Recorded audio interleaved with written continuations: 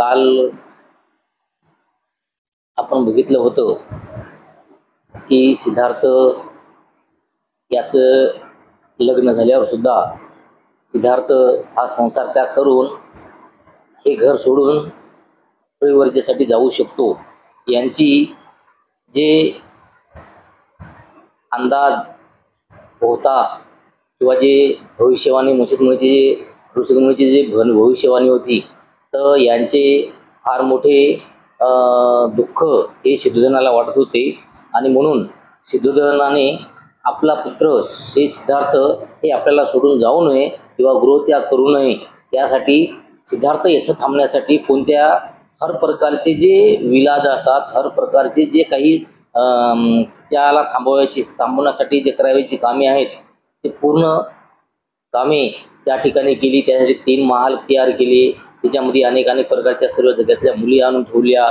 हे सर्व असताना सुद्धा सर्व प्रत्येक ठिकाणी मात्र सिद्धोधन हे फेल झाले, त्यांची एकही योजना ही आपल्या कामी आली नाही। म्हणून सिद्धोधनाला ही जास्त चिंता वाटायला लागली होती की सिद्धार्थ हा नक्कीच कधी ना कधीतरी हे गृहत्याग करून वनामध्ये किंवा परिवर्तीला निघून जाईल असं त्या ठिकाणी वाटत होतं।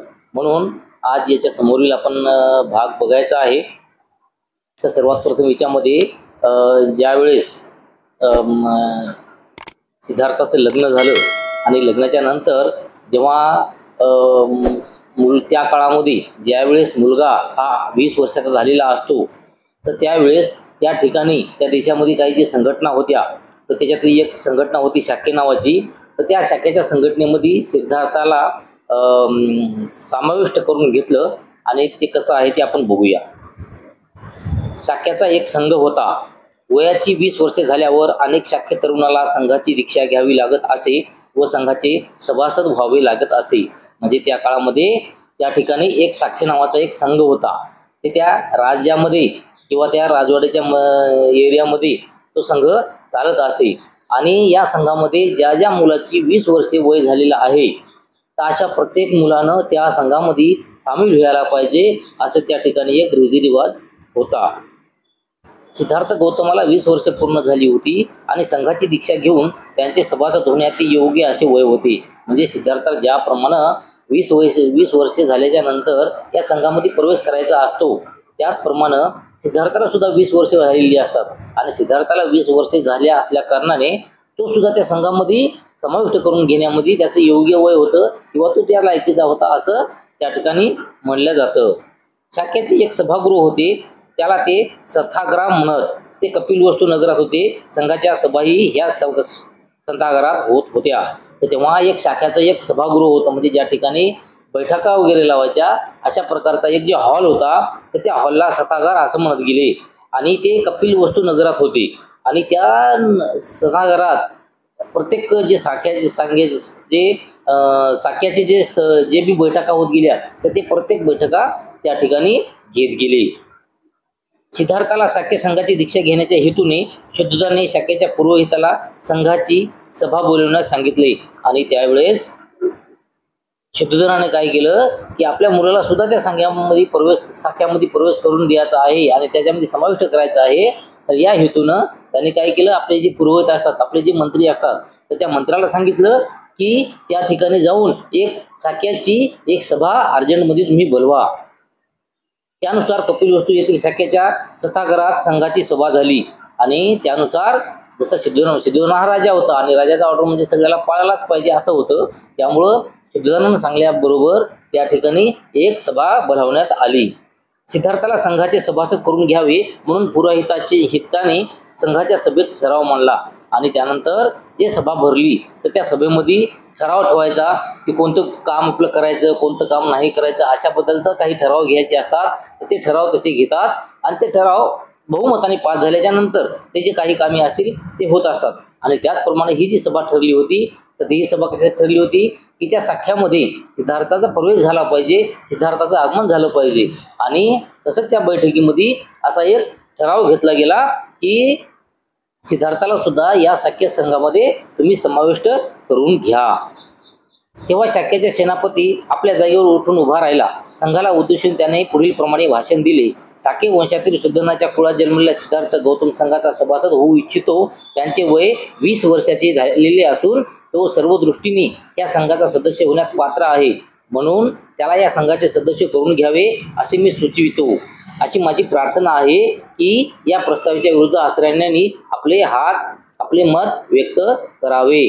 तेव्हा जो शाक्याचा जो सेनापती होता तो बैठक चालू असताना शाक्याचा सेनापती त्या ठिकाणी उठून उभा टाकला आणि त्यानं काय म्हणलं की आपल्या संघामध्ये आपला जो शाक्याचा संघ आहे या संघामध्ये सिद्धार्थाला आपल्याला समाविष्ट करून घ्यायचं आहे. आणि शाक्यामध्ये समाविष्ट होण्यासाठी जे जे पात्रता लागतात, जे जे निकष लागतात ते सर्व पात्रता सिद्धार्थाच्या अंगी आहे.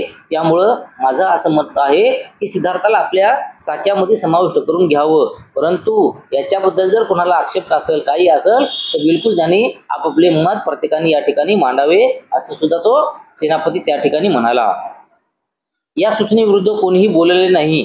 सेनापती पुन्हा म्हणाला, मी दुसऱ्यांदा सांगतो की जे कोणी या ठरावाच्या विरुद्ध असतील त्यांनी बोलावे. आणि सेनापतीनं असं बोलल्याच्या नंतर त्यांच्या विरोधामध्ये तर कोणीही बोलायला तयार नव्हतं, कोणीही बोललं नाही. आणि त्यामुळं तेथे एक नियम होता की कोणतीही गोष्ट जोपर्यंत 3 वेळेस कबूल होत नाही तोपर्यंत ती गोष्ट कबूल झाल्यासारखी वाटत नाही. त्यामुळं या नियमाला धरून त्या सेनापतीनं परत आणखी एकदा विचारलं की मी जे काही बोलतो याच्याबद्दल कोणाचा जर आक्षेप असेल, कोणाचं जर काही मत असेल तर बिलकुल तुम्ही ते सांगू शकता किंवा ते बोलू शकता. परंतु ठरावाविरुद्ध बोलण्यास कोणीही उभे राहिले नाही. सेनापतीने पुन्हा म्हटले, मी तिसऱ्यांदा सांगतो की जो कोणी या ठरावाविरुद्ध असतील त्यांनी बोलावे. आणि तिसऱ्या वेळेस सुद्धा सेनापती असे म्हणले की मी तुम्हाला सांगतो की याच्या विरुद्ध कोणी जर असेल किंवा याच्याबद्दल काही मत जर असेल कोणाचं तर ते तुम्ही सांगायला पाहिजे. परंतु तिसऱ्याही वेळी सुद्धा ठरावाविरुद्ध कोणीही बोलले नाही. आणि तेव्हा शाक्याचा असा नियम होता की एखाद्या ठरावाशिवाय त्यांच्या संघात कोणतीही चर्चा होऊ शकत नव्हती. कोणताही ठराव 3 वेळा संमत झाल्याखेरीज तो संमत झाला असे जाहीर करता येत नव्हते. आणि त्या काळामध्ये त्या शाखेमध्ये कोणता नियम होता की कोणतीही गोष्ट, कोणताही ठराव जरी घेतला तर तो ठराव जोपर्यंत 3 वेळेस पास होणार नाही किंवा त्याला सर्वांचं होकारार्थी मिळणार नाही, सर्वांची संमती मिळणार नाही तोपर्यंत तो ठराव संमत म्हणून मानला जात नसे. आणि सेनापतीने मांडलेला ठराव 3 वेळा बिनविरोध संमत झाल्यामुळे सिद्धार्थाचा शाक्य संघात अंतर्भाव करून तो संघाचा सदस्य झाल्याचे जाहीर करण्यात आले. आणि ज्यावेळेस 3 वेळेस सेनापतीने सांगितलं की कोणी त्या ठरावाविरुद्ध असेल किंवा कोणाचं काही मत असेल तर तेव्हा त्यांनी आपलं मत मांडावं. आणि 3ही वेळेस कोणीही याच्या विरुद्ध बोलले नाही. त्यामुळे सेनापतीनं काय केलं की 3 वेळेस ज्या अर्थी समजा तो ठराव सगळ्याला मान्य आहे याचा अर्थ तो सर्वांनाच संमती आहे, सर्वांची संमती आहे असा होतो. आणि या संमतीनं सेनापतीनं सिद्धार्थाला त्या शाक्य संघामध्ये प्रवेश करून दिला. तदनंतर शाक्याचा पुरोहित उभा टाकला व त्याने सिद्धार्थाला आपल्या जागी उभे राहावयास सांगितले. आणि त्यानंतर तेथील जे काही पुरोहित होते त्यांचा जे मंत्री, त्या शाक्याचा जे काही मंत्री होता तर तो मंत्री उभा टाकला आणि त्यांनी सिद्धार्थाला सुद्धा उभं टाकावयास सांगितले. सिद्धार्थाला उद्देशून तो म्हणाला, तुला सभासद करून घेऊन संघाने तुझा बहुमान केला हे तू मानतोस ना. तर तेव्हा त्या पुरोहिताने काय म्हणले की सिद्धार्था, तुला या शाक्याच्या संघामध्ये प्रवेश करून घेतला तुझा, तर हे तू मानतोस ना. म्हणजे तुला याच्यामध्ये यायचं आहे ना, तुला या सभामध्ये शाक्य संघामध्ये प्रवेश घ्यायचा आहे ना असं विचारतात. सिद्धार्थ म्हणते की होय महाराज. संघाच्या सभासदाची बंधने तुला ठाऊक आहे काय. आणि तेव्हा नंतर आणखी पुरोहित काय म्हणाले की जे शाख्याचे काही जे नियम आहेत, शाख्याचे काही जे बंधनं आहेत तर हे तुला माहीत आहेत काय. तेव्हा सिद्धार्थ म्हणाला, नाही महाराज, पण ती जाणून घेतल्याने मी सुखी होईल. म्हणजे सिद्धार्थ काय म्हणाला की हे नियम मला काय आहे ते मला माहीत नाही, परंतु मी जाणून घेण्यामध्ये तत्पर आहे किंवा मी जाणून घेण्यामध्ये इच्छुक आहे. मला ते काय जे नियम आहेत तर ते नियम तुम्ही मला सांगावे असं त्या ठिकाणी सिद्धार्थ म्हणाले. पुरोहित म्हटले, त्याच्यानंतर पुरोहितानं म्हटलं त्या ठिकाणी की प्रथम तुला मी संघाच्या सभासदाची कर्तव्य काय आहेत ती सांगतो. असे म्हणून तो पुरोहित त्याला संघाच्या सभासदाचे एक एक कर्तव्य सांगू लागला. आणि त्यानंतर सिद्धार्थाला जे बी काही कर्तव्य असतील त्या संघाचे तर ते संघाचे कर्तव्य ते पुरोहित सांगू लागला. तर त्याच्यामध्ये तू संघाच्या हित संबंधाचे संरक्षण तन मन धनपूर्वक केले पाहिजेत. म्हणजे सिद्धार्थाला सांगितलं की तू जे या संघामध्ये आता भरती झालेला आहेस, या संघामध्ये आलेला आहेस तेव्हा या देशाचं काही सुरक्षण असेल किंवा त्या संघाचं काही सुरक्षण असेल तर त्या सुरक्षणाबाबतीत तू तन मन आणि धन पूर्वक केलेले पाहिजेस किंवा त्याचे जे नियम आहे ते पाळले पाहिजे. त्यानंतर संघाच्या सभासदांमधून तो कधीही गैरहजर राहता कामा नये. म्हणजे जेव्हा जेव्हा या संघाच्या सभा होतील, जेव्हा जेव्हा या संघाच्या मिटिंगा होतील तर त्या मिटिंगला तू प्रत्येक वेळी हजर असलाच पाहिजेस, गैरहजर राहता कामा नये. कोणत्याही शाखेच्या वर्तनात तुला दिसून येणारे दोष व कोणत्याही प्रकारची भीती किंवा भीड न बाळगता उघडपणे बोलून दाखवली पाहिजे. म्हणजे या शाखेमधील काही जर दोष असतील किंवा कोणी काही त्याचं जर एखादा सभासद कोणी चुकत असेल तर ते कोणालाही न भीता निर्भयपणे तू तसे या शाखेच्या बैठकीमध्ये सांगितले पाहिजे. तुझ्यावर कोणी दोषारोप ठेवला तर तू रागावून जाता कामा नये, परंतु जर अपराधी असतील तर तू तसे कबूल केले पाहिजे अथवा निरपराधी असतील तर तू तसे सांगितले पाहिजे. आणि त्यानंतर त्याचे नियम होता ते काय सांगितला की तुझ्यावर जर समजा कोण दोषारोप ठेवले, म्हणजे तुला जर कोणी दोषी केलं, कोणते दोष लावले तुझ्यावर, तर ते दोष तुझ्यावर जर नसले तर म्हणजे दोष लावल्याच्या नंतर पहिली गोष्ट तर तू कोणाही रागवायला नाही पाहिजे की माझ्यावर दोष का लावले म्हणून.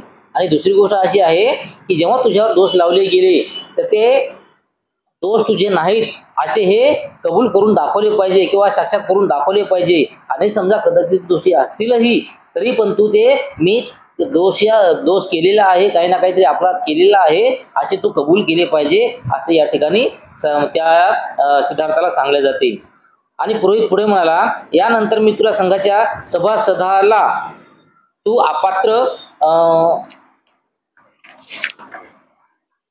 कसा ठरू शकतील ते सांगतो. आणि आतापर्यंत जे काही नियम सांगितले होते या नियमाऐवजी आता जे पुरोहित त्या पुरोहितानं सिद्धार्थाला काय म्हणलं की आता तुला मी काही अशा गोष्टी सांगतो की ज्या गोष्टीमुळं तू या शाखेच्या संघामधून बाहेर निघू शकतोस किंवा त्याचं तुझं जे सभासद पद आहे तर ते कायमचं म्हणजे रिक्त होऊ शकते. तर त्यानंतर पुन्हा पुरोहित म्हणाले की तू बलात्कार केल्यास सभासद राहू शकणार नाही. म्हणजे तू जर काही अत्याचार केलेला असेल, काही अत्याचार जर केलेला असेल कोणावर तर तू या साख्या संघाचा सभासद राहू शकणार नाहीस. तो कोणाचा खून केल्यास संघाचा सभासद राहू शकणार नाही. आणि जरी समजा कोणाचा खून केलेला असेल तरी तू या संघाचा सभासद राहू शकणार नाही. त्यानंतर तू चोरी केली असतील तरी, तू खोटं साक्षी दिल्याचा तुझ्यावर आरोप सिद्ध झाला तरी सुद्धा तू या सभासदाचा संघ राहू शकणार नाही.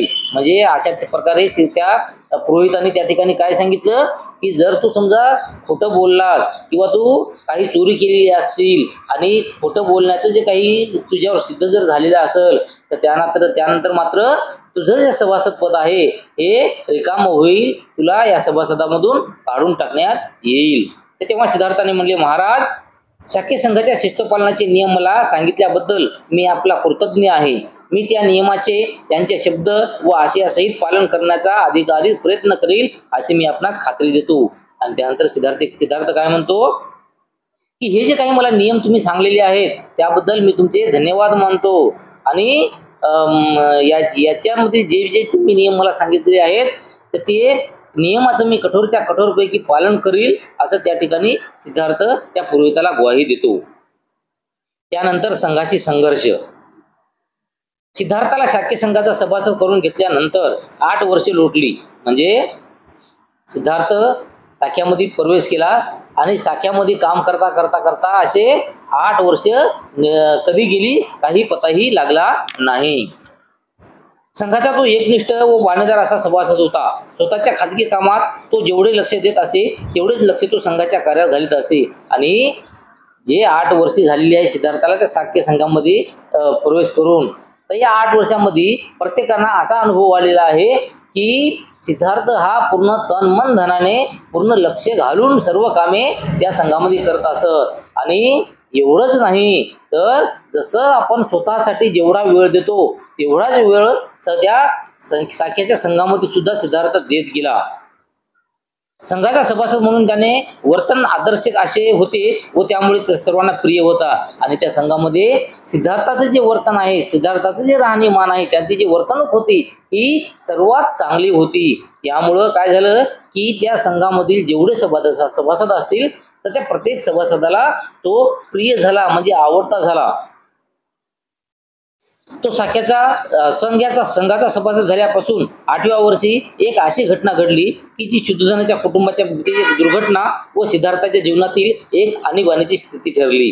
म्हणजे 8 वर्ष झाल्याच्या नंतर त्या शाख्यामध्ये एक अशी घटना घडली की ती खूप मोठी घटना होती, आणि मोठी घटना असल्या कारणानं ती घटना जी आहे, प्रजापती आणि जो शुद्धोधन आहे, तर त्या शुद्धोधनाच्या जीवनामध्ये एक दुःखात सर्व खूप मोठी दुःखाची बाब ठरली. आणि सिद्धार्थाच्या जीवनामध्ये तो आणीबाणीची गोष्ट ठरली. म्हणजे एक कोणतं तरी जीवन सोडून दुसऱ्या जीवनामध्ये प्रवेश करण्यासारखी ती घटना सिद्धार्थाच्या जीवनामध्ये ठरली.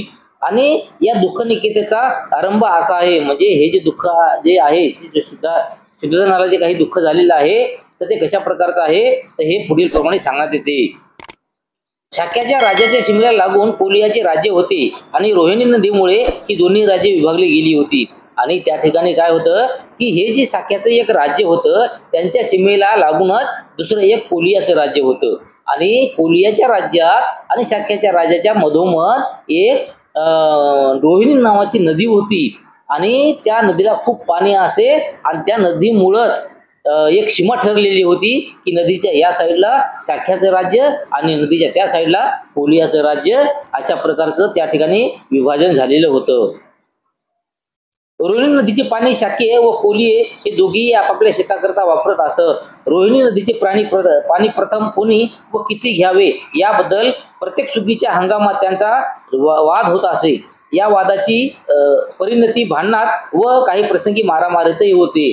तर ते जे नदी आहे, त्या नदीला जे मुबलक पाणी होतं, तर त्या नदीचं पाणी शेतीला उपयोगी होतं, आणि त्यामुळं शाक्याचं जे राज्य होतं तेथील काही प्रजा असेल, किंवा जे कोलियाचं काही राज्य होतं तेथील सुद्धा प्रजा या नदीचं पाणी शेतीसाठी वापरत होते.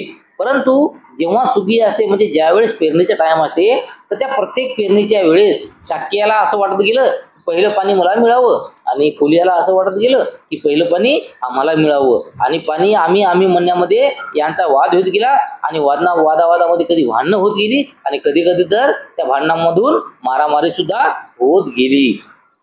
सिद्धार्थाच्या वयाला 28 वर्ष झाली त्या वर्षी शाक्याच्या व कोलियाच्या सेवकात नदीच्या पाण्यावरून फार मोठा संघर्ष झाला, आणि दोन्ही बाजूच्या लोकांना दुखापती झाल्या. आणि जेव्हा सिद्धार्थाला 28 वर्षे झालेली होती, त्यावेळेस सुद्धा शाक्य आणि कोलिय या दोघांमध्ये नदीवरून पाणी कोण पहिलं घेईल याच्यावरून वाद निर्माण झाला, आणि वाद एवढा मोठा झाला की त्या वादाचं मारामारीमध्ये रूपांतर झालं. आणि मारामारीमध्ये काही शाक्याचे लोक घायाळ झाले, जखमी झाले, तर काही कोलियाचे लोक सुद्धा घायाळ झाले, जखमी झाले.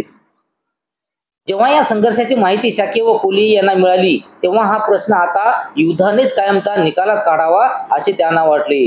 आणि हे जे घटना, जे मारामारी झाली, जे लोक जखमी झाले शाक्याचे आणि कोलियाचे सुद्धा, तर जे या संघामध्ये जे घडलेली घटना आहे, हे पूर्ण त्याच्या देशभर पसरली, त्यांच्या पूर्ण राज्यामध्ये पसरली. आणि पसरल्याच्या नंतर दोघांनी काय विचार केला की आता जो हा वाद आहे, तो हो वाद फक्त एकूणएकाच्या युद्धानं सुटणार आहे. एकूणएकानं युद्ध करायचं, आणि युद्ध जिंकलं त्यानं पाणी पहिलं घ्यायचं, असा युद्धाशिवाय ही वाद आता सुटणार नाही, असं प्रत्येकाचं म्हणणं त्या ठिकाणी येऊ लागलं. म्हणून शाक्याच्या सेनापतीने कोलियाशी युद्ध पुकारण्याच्या प्रश्नावर विचार करण्यासाठी शाक्य संघाचे अधिवेशन बोलवले. आणि त्याच्यासाठी मग काय झालं की जे शाक्य राज्य जे होतं, तर या राजानं काय केलं की एक युद्ध आपल्याला चालू करायचं आहे, कोलियाच्या विरुद्ध आपल्याला युद्ध खेळायचं आहे. यासाठी युद्धाची तयारी करण्यासाठी म्हणून आपण एक मीटिंग घेऊया, एक बैठक घेऊया, म्हणून त्यांनी एक बैठक किंवा एक अधिवेशन त्या ठिकाणी बोलावलं. त्यानंतर संघाच्या सभासदांना उद्देशून सेनापती म्हणाला, जेव्हा बैठक त्या ठिकाणी बोलावली, तर त्या बैठकीमध्ये त्या संघाचा जे सेनापती होता, तर तो सेनापती काय म्हणतो की आपल्या लोकांवर कोलियाने हल्ला केला असून त्यात आपल्या लोकांना माघार घ्यावी लागली आहे. अशा प्रकारच्या आक्रमणाची कृत्ये यापूर्वी अनेक वेळा कोलियाकडून घडलेली आहेत. आम्ही ती आजपर्यंत सहन केलेली आहेत, पण यापुढे हे चालू देणे शक्य नाही. हे थांबलेच पाहिजे, आणि हे थांबवण्याचा एकच मार्ग म्हणजे कोलिया विरुद्ध युद्ध पुकारणे हाच होय. आणि कोलियाच्या विरुद्ध विरुद्ध संघाने युद्ध पुकारावे असा मी ठराव मांडतो. त्यांचा विरुद्ध जेथे असेल त्यांनी बोलावे. आणि त्यावेळेस काय झालं, जेव्हा बैठक त्या ठिकाणी बैठली तर त्या बैठकीमध्ये सेनापती काय म्हणाले की कोलियाचं आणि आपल्या शाख्यामधील जो वाद विकोपाला गेलेला आहे, जे मारामारी झालेली आहे, आता जो हा वाद आहे हे वाद युद्धानं सुटणार आहे. त्यामुळे आपण कोलिया विरुद्ध युद्ध केलं पाहिजे आणि युद्ध करूनच हा वाद सोडवावा. कारण प्रत्येक वेळेस आपण माघार घेत असतो आणि प्रत्येक वेळेस कोलिये हे आपल्यावर अतिक्रमण करत असतात, मारामारी वाद करत असतात. त्यामुळं आता कायमचा वाद मिटवण्यासाठी आपल्याला युद्धच केले पाहिजे आणि हे युद्ध करण्याचा मी ठराव या ठिकाणी मांडत आहे. आणि याला जर कोणाचा विरोध असेल तर याच्याबद्दल तुम्ही कोणी आपलं कोणाचं जर काही मत असेल तर याबद्दल तुम्ही उभं टाकून बोलावं असं त्या ठिकाणी सेनापती म्हणतो. सिद्धार्थ गौतम आपल्या जागी उभा राहिला आणि म्हणाला, या ठरावाला माझा विरोध आहे. आणि त्यानंतर जेव्हा सेनापतीने म्हणलं की कोणाचा जर या गोष्टीला विरोध असेल तर आपण उभं टाकून बोलावं, तर त्यावेळेस सिद्धार्थ मात्र त्या ठिकाणी उभा टाकला आणि सिद्धार्थानं म्हणलं की हे जे युद्धाचा जो तुम्ही जे विचार करताय तर या गोष्टीला माझा विरोध आहे. युद्धाने कोणाची प्रश्न सुटत नाहीत, युद्ध करून आपला हेतू सफल होत नाही, त्यामुळे दुसऱ्या युद्धाची बीजे रोवली जातील. जो दुसऱ्याची हत्या करतो त्याला त्याची हत्या करणारा दुसरा भेटतो, जो दुसऱ्याला जिंकतो त्याला जिंकणारा दुसरा भेटतो, जो दुसऱ्याला लुबाडतो त्याला लुबाडणारा दुसरा भेटतो. आणि सिद्धार्थ त्यानंतर काय म्हणते की प्रत्येक गोष्ट हे युद्धानं सोडवल्या जात नाही. कारण तर आपण एकदा जर युद्ध केलं तर त्या युद्धानं दुसरं मोठं आणखी युद्ध होण्याची जे बीज आहेत रोवली जातात. म्हणजे एक आपण युद्ध जर छोटं केलं तर त्याच्यामुळं आणखी मोठं युद्ध होऊ शकते. त्यामुळं दुश्मनी हे भांडणं करून करायची नसते, तर आपण त्यांना प्रेमानं जिंकायचं असते. आणि त्यामुळं जर समजा त्यांनी उदाहरणासाठी सांगलं की आपल्याला जर कोणाला जिंकायचं असेल तर प्रेम भावनेने जिंका, आपल्याला कोणाला जर नमवायचं असेल तर प्रेम भावनेने नमवा. परंतु आपण कोणाला जर एक शब्द बोललो तर समोरचा माणूस 2 शब्द बोलते. आपण समोरच्याला कोणाला 1 मारली तर समोरचं माणूस हे आपल्याला 2-4 मारू शकतो. त्यामुळं युद्धानं हे युद्ध होते, युद्धानं कधीही आपलं भलं होत नाही असं त्या ठिकाणी सिद्धार्थ सांगतो. सिद्धार्थ गौतम पुढे म्हणाला, संघाने कोलियाच्या विरुद्ध युद्धाची घोषणा करण्याची घाई करू नये असे मला वाटते. प्रथम दोष कोणाचा याची खात्री करून घेण्यासाठी काळजीपूर्वक चौकशी केली पाहिजे. आणि त्यानंतर सिद्धांत असा सुद्धा म्हणतो की आपल्या जे सभेने लवकरात लवकर असा युद्ध व्हावं असा टोकाची भूमिका घेऊ नये. एकदम म्हणजे युद्धात कोणाचं भलं झालेलं नाही, त्यामुळं डायरेक्ट तुम्ही युद्धाची भूमिका घेऊ नका. यामध्ये प्रथम दोष आपला आहे का त्यांचा आहे हे तपासून बघा आणि त्याच्यानंतर पुढची आपण कामे केली पाहिजेत असं सिद्धार्थांनी त्या ठिकाणी म्हणलं. आपल्याही लोकांनी आक्रमण केले असल्याचे मी ऐकले, हे जर खरे असेल तर आपण सुद्धा निर्दोष नाहीत हे सिद्ध होते. आणि सिद्धार्थानंतर काय म्हणतो की या भांडणामध्ये आपले सुद्धा काही लोक दोषी आहेत, आपल्या सुद्धा काही लोकांनी त्यांच्यावर अतिक्रमण केलं. म्हणजे या ठिकाणी जो सभासदामध्ये समाविष्ट करून घेताना सेनापतीने पुरोहिताने यांना जे नियम सांगितले होते की तू आपल्या लोकांच्या विरोधात नाही बोलला पाहिजे किंवा काही जे आहे ते स्पष्टपणे वेळपणे बोलला पाहिजे. या अनुषंगाने सिद्धार्थ काय म्हणाले की मी असं ऐकलेलं आहे की आपल्या शाख्यामधील काही लोक आहेत किंवा काही जे सभासद आहेत ते सुद्धा तिथं भांडणावर उठले तर ते सुद्धा त्यांच्यावर चालून गेले, धावून गेले, अतिक्रमण करून गेले आणि मारामारी केली. त्यामुळं अगोदर दोष कोणाचा आहे हा बघावा आणि त्यानंतरच आपल्याला काय करायचं याची भूमिका मांडावी. तोपर्यंत आपण युद्धाची तयारी करू नये असं त्या ठिकाणी सिद्धार्थाला सांगितलं. सेनापतीने उत्तर दिले, होय आपण लोकांनी अतिक्रमण केले, तथापि आपण हे विसरता कामा नये की प्रथम पाणी घेण्याची पाळी आपलीच होती. आणि त्यानंतर सेनापती काय म्हणाला की सिद्धार्था तू जे म्हणतोस ते बरोबर आहे, अतिक्रमण हे आपल्याच लोकांनी केलेले आहे, मारामारी किंवा जो त्यांच्यावर जे धावून गेलेले लोक आहे समजा तर ते आपलेच लोक गेलेले आहे. परंतु त्याची एक असं कारण आहे की यावेळेस पाणी घेण्याची त्या नदीचं जे पाणी आपल्या शेतीसाठी वापरायची जे पहिली पाळी होती तर ती पहिली पाळी आपली होती आणि त्यामुळं आपले लोक जरी धावून त्यांच्यावर गेले तरी ते दोषी नाहीत असं त्या ठिकाणी सेनापती सिद्धार्थाला म्हणतो. तेव्हा सिद्धार्थ म्हणतो की यावरून असं स्पष्ट होते की आपण दोषापासून पूर्णपणे मुक्त नाहीत. म्हणून मी असे सुचवतो की आपण आपल्यातून 2 माणसे निवडावी व कोलियांना त्यांच्यापैकी 2 माणसे निवडायला सांगावे आणि या चौघांनी मिळून 5वा मनुष्य निवडून द्यावा आणि या 5 जणांनी हे भांडण मिटवावे. तेव्हा सिद्धार्थ काय म्हणतो की ठीक आहे, तुम्ही जर म्हणताना तर ठीक आहे, काही हरकत नाही. आणि आपण याच्यामध्ये एक काम करू शकतो की समजा आपलेही पूर्ण लोक जर मुक्त नसतील किंवा दोष करणारे नसतील, तर यामुळे आपण एक काम करायला पाहिजे की आपण आपल्यामधून 2 माणसं कोणीतरी असे निवडायला पाहिजेत की ते मेन माणसं राहतील. आणि कोलियाला सुद्धा असं सांगायचं की तुमच्यातून तुम्ही 2 माणसं मिळून निवडा, म्हणजे इकडचे 2 माणसं आणि तिकडचे 4 माणसं होतील. आणि ते 4 माणसं मिळून संगनमतानं अजून एक माणूस निवड, 5वा माणूस निवडेल. आणि 5 माणसं निवडल्याच्या नंतर ते एक समिती बनेल आणि त्या समितीनं याच्यावर काय जी भूमिका घ्यायची ही त्या समितीने घ्यायची आहे. आणि समितीने घेतलेली जी पूर्ण जे काही भूमिका असेल ती भूमिका सर्वांना मान्य करावी लागेल, असं सिद्धार्थ त्या ठिकाणी एक विचार देतो. सिद्धार्थ गौतमाच्या या सूचनेला अनुमोदनही मिळाले आणि सिद्धार्थ असं म्हणल्यानंतर ते काही जणांना पटलं की ठीक आहे, भांडणं करूनच फायदा नाही आहे, आपण आपल्याकडून 2 माणसं तयार करायला पाहिजे, त्याच्याकडून 2 माणसं तयार करायला पाहिजे आणि 4-5 माणसाची एक समिती तयार करायला पाहिजे. आणि समिती करून मग समितीला ते विचार करायला भाग पाडलं पाहिजे किंवा ते विचार त्या समितीने केला पाहिजे. आणि त्या समितीने विचार केल्याच्या नंतर जो बी तो विचार केलेला आहे तो सगळ्याला मान्य राहणार आहे. याच्याबद्दल बरेच जणाला सहमत झाले. परंतु सेनापतीने या सूचनेला विरोध केला.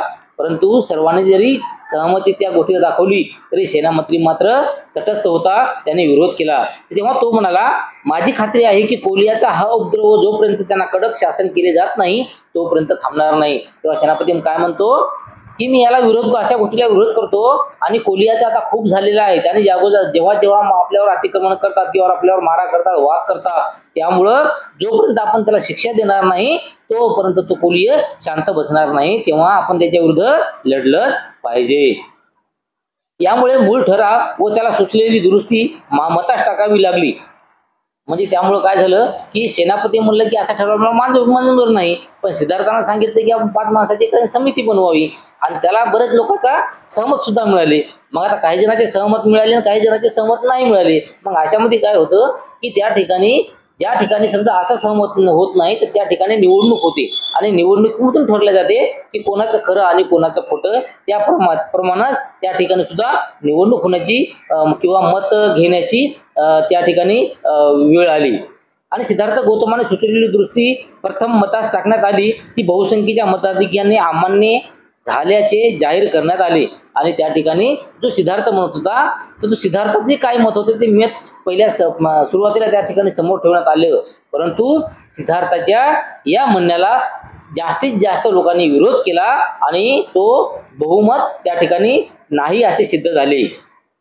आणि तेव्हा सेनापतीने त्यावर आपला स्वतःचा प्रस्ताव मतास टाकला. त्या प्रस्तावाला विरोध करण्यासाठी सिद्धार्थ गौतम पुन्हा उभा टाकला. तो म्हणाला, हा प्रस्ताव मान्य करू नये. आणि जेव्हा तिथं जास्तीत जास्त लोकांची सहमती मिळाली की असं आपण करायला नाही पाहिजे, डायरेक्ट आपण युद्धच करायला पाहिजे. आणि त्यामुळं त्या सेनापतीनं त्या ठिकाणी काय केलं की ठीक आहे, आता ते सिद्धार्थांना सांगितलं होतं ते बाजूला ठेवूया आणि आपण युद्धाची तयार ठेवूया.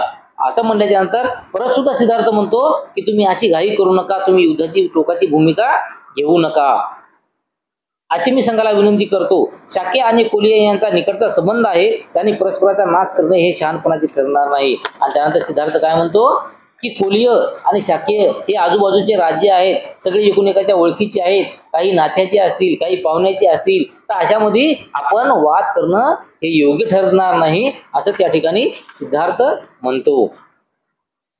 सिद्धार्थ गौतमाचे म्हणणे सेनापतीने फोडून काढले. त्याने जोर देऊन सांगितले की क्षत्रिय लोक युद्धात आपला आणि परका असा भेद करू शकत नाहीत. आपल्या राजाकरता त्यांनी आपल्या सख्या भावाशी देखील लढले पाहिजे. आणि त्यानंतर त्या ठिकाणी त्या समितीनं काय म्हणलं की सिद्धार्थ तू जे सांगतोस हे या ठिकाणी योग्य ठरत नाही, कारण तर अशा याच्यामध्ये तू जे सांगतोस की कोलिय आणि शाक्य हे एकमेकाचे असतात, ओळखीचे आहेत असे तू म्हणतोस, तर याच्यामध्ये जेव्हा युद्धाची स्थिती येते किंवा जेव्हा आणीबाणीची स्थिती येते तर त्या स्थितीमध्ये आपण आपला कोण परका कोण असा विचार नाही केला पाहिजे. वेळ जर पडली तर आपला सखा जरी भाऊ असेल तर त्याच्या सुद्धा आपण विरोधामध्ये उठायला पाहिजे किंवा त्याच्याशी सुद्धा आपण युद्ध करायला पाहिजे असं त्या ठिकाणी म्हणले जाते. आणि त्यानंतर यज्ञत्याग करणे हा ब्राह्मणाचा धर्म आहे. यज्ञयाग करणे हा ब्राह्मणाचा धर्म आहे. युद्ध करणे हा क्षत्रियाचा धर्म आहे. व्यापार करणे हा वैश्याचा धर्म आहे. तर सेवा चाकरी करणे हा शूद्राचा धर्म आहे. प्रत्येक वर्णाला आपला धर्म पालन करण्यास पुण्य आहे. हेच आपले शास्त्राची आज्ञा आहे. आणि त्यावेळेस काय म्हणलं जातं सिद्धार्थाला की आपलं जे शास्त्र आहे, आपलं जे काही यज्ञयान असं आहे किंवा आपलं जे काही धर्म आहे, धर्माचे जे काही समजा काम करण्याची जे काही पद्धत आहे तर ते पद्धत ही सांगते की ब्राह्मण जे समाज आहे, ब्राह्मण जो वर्ण आहे तर त्या वर्णाने यज्ञयाग करावा. त्यानंतर क्षत्रियांनी हे युद्ध करावं. आणि वैश्याचा धर्म असा आहे की त्यांनी सेवा चाकरी करावी. आणि शूद्राचा धर्म आहे ते प्रत्येक वर्णाला आपला धर्म पालन करण्यास पुण्य आहे असे हे त्या ठिकाणी सांगले जाते. म्हणजे क्षत्रियांनी क्षत्रियाचं काम करावं, शूद्रांनी शूद्राचं काम करावं आणि वैश्याने वैश्याचं काम करावं आणि ब्राह्मणांनी ब्राह्मणाचं काम करावं. ते योग्य ठरते असं त्या ठिकाणी सांगता येते सांगतात. आणि त्यामुळं आपण क्षत्रिय आहो आणि क्षत्रिय म्हणलं की आपण लढलंच पाहिजे, आपण लढाई केलीच पाहिजे, आपण युद्ध केलंच पाहिजे असं सिद्धार्थाला त्या ठिकाणी सांगतात. परंतु सिद्धार्थ पुन्हा उत्तर दिले की धर्म याचा अर्थ मी असा समजतो की वैराने वैर शमत नाही, वैरावर प्रेमानेच मात करता येते. आणि त्यानंतर सिद्धार्थ काय म्हणतो की धर्म हा जो शब्द आहे आणि या शब्दाचा जे अर्थ आहे तर हे अर्थ तुम्ही गलत पद्धतीने घेता. धर्म याचा अर्थ आहे की कोणी जर आपल्यावर वैरभाव जर करत असेल तर आपण त्याला प्रेमाने जिंकले पाहिजे. कोणी आपल्याला जर शिव्या देत असेल तर आपण त्याला प्रेमाने जिंकायला पाहिजे. कोणी जर युद्ध करत असेल आपल्यासोबत तर आपण त्याला प्रेमाने जिंकलं पाहिजे. हेच धर्म आहे असं त्या ठिकाणी सिद्धार्थ म्हणतो. अस्वस्थ होऊन सेनापती म्हणाला या तत्वज्ञानाच्या चर्चेत शिरण्याची काही आवश्यकता नाही. मुख्य मुद्दा हा आहे की सिद्धार्थाचा माझ्या प्रस्तावाला विरोध आहे. आणि त्या ठिकाणी परत सेनापती काय म्हणते की हे जे तुझं तत्वज्ञान आहे, तुझी जी शिकवण आहे, तुझं जे काही म्हणणं आहे ना तर हे म्हणणं तुझ्या जवळ ठेव. परंतु आपल्याला युद्धाशिवाय पर्याय नाही. त्यामुळं आपण युद्धच केलं पाहिजे. त्यामुळं तू जे म्हणतोस त्या तुझ्या सर्व विचाराला माझा विरोध आहे असं त्या ठिकाणी ते सेनापती म्हणतो. आणि या संबंधीचे संघाचे काय म्हणणे आहे हे हा प्रस्ताव मतास टाकून त्यांची खात्री करून घेऊया. आणि तुझ्या म्हणजे सिद्धार्थाला काय म्हणतात की तुझ्या बाजूला ठेव आणि याच्यापेक्षा आपण मी हे जे प्रस्ताव आहे आपल्या समिती समोर ठेवतो आणि समिती याला काय म्हणते काय नाही ते आपण बघूया. त्यानुसार सेनापतीने आपला प्रस्ताव मतास टाकला. फार मोठ्या बहुमताने तो संमत झाल्याचे घोषित करण्यात आले. आणि जसं सेनापतीनं त्या सख्य संघामध्ये तो जो शब्द आहे, जो ते विचार आहे ते त्या बैठकीमध्ये ठेवला की आपल्याला युद्ध करायचं आहे, तर त्यावेळेस मात्र सर्वांनी त्याला सहमती दिली आणि सर्वांनी त्यांना होकार देऊन तो ठराव त्या ठिकाणी पास झाला. त्यानंतर आता देश त्यागाची तयारी बघायची आपल्याला. त्यानंतर दुसऱ्या दिवशी युद्धासाठी सैन्याची उभारी करण्यासंबंधीच्या आपल्या योजनेचा संघाने विचार करावा म्हणून सेनापतीने शाक्य संघाची दुसरी सभा बोलावली. आणि त्यानंतर ही पहिली जी सभा होती त्या ठिकाणी संपली. परंतु त्या सभेमध्ये असं सांगितलं की आपल्याला उद्या युद्धाची तयारी करायची आहे आणि त्यासाठी तातडीची परत आणखी उद्या एक आपल्याला बैठक बोलवावी लागेल. त्यामुळे आपण ही बैठक ठेवूया आणि या बैठकीला सर्वांनी आले पाहिजे. तेव्हा संघाची सभा भरल्याच्या नंतर कोलियाशी युद्ध करण्यासाठी 20 ते 25 वर्षे वयाच्या प्रत्येक शाक्य पुरुषाने सैन्यात दाखल व्हावे अशी घोषणा करण्यास संघाने मला परवानगी द्यावी असा सेनापतीने ठराव मांडला. आणि जेव्हा दुसऱ्या दिवशी परत आणखी बैठक बसली तर त्या बैठकीचा जे सेनापती होता तर त्या सेनापतीनं प्रत्येक जे आपले शाक्य संघाचे जे काही लोक होते, जे सभासद होते, त्यांना असं सांगितलं की बाबा आता आपल्याला युद्ध करायचं आहे आणि युद्धात सैन्याची जी भरती करण्यासाठी आपण या ठिकाणी शाक्य संघामध्ये आपल्या ज्या याच्यात परिसरातील जे बी समजा 18 वर्षे वयातील जे मुलं झालेली असतील तर त्यांनी या शाक्य संघामध्ये प्रवेश करावा, त्यांना सामावून घेण्यात यावं असं त्या ठिकाणी ठराव मांडण्यात आला. संघाच्या अगोदरच्या सभेत ज्यांनी युद्धाची घोषणा करण्याच्या बाजूने मत प्रदर्शित केले व त्यांनी त्याविरुद्ध मत दिले होते असा दोन्ही बाजूकडचे लोक या सभेत उपस्थित होते. आणि ज्यावेळेस अगोदरच्या कालच्या मीटिंगमध्ये जे लोक सेनापतीच्या सोबत बोलत होते आणि काही लोक जे होते, काही सभासद जे होते सिद्धार्थाच्या बाजूने बोलत होते, तर ते सर्वजण त्या बैठकीमध्ये उपस्थित होते. ज्याने युद्ध पुकारण्याच्या बाजूने अनुकूल मत प्रदर्शन केले होते त्यांना सेनापतीचा ठराव स्वीकारण्यात काही एक अडचण नव्हती. त्यांच्या अगोदरच्या निर्णयाचा तो स्वाभाविक परिणाम होता.